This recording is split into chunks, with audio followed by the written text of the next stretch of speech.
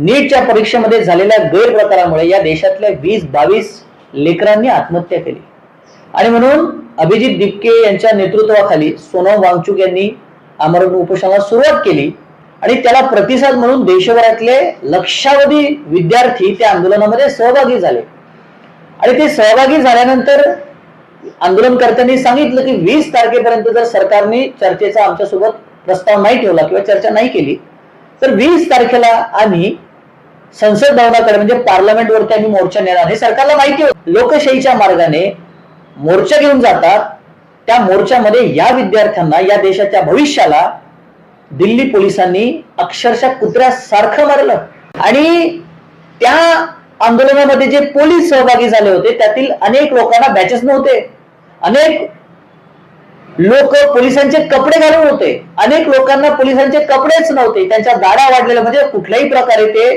Police वाटत नव्हते। म्हणजे एका विशिष्ट पक्षाचे कार्यकर्ते पोलिसांच्या संगनमताने पोलिसांच्या सोबत हातात दांडके घेऊन त्या लहान लेकरांना मारत होते।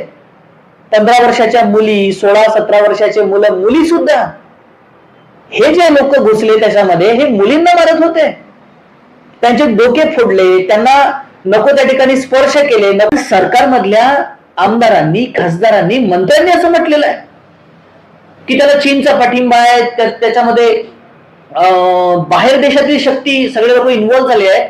मग तुमचा अमित शहा झोपलाय का?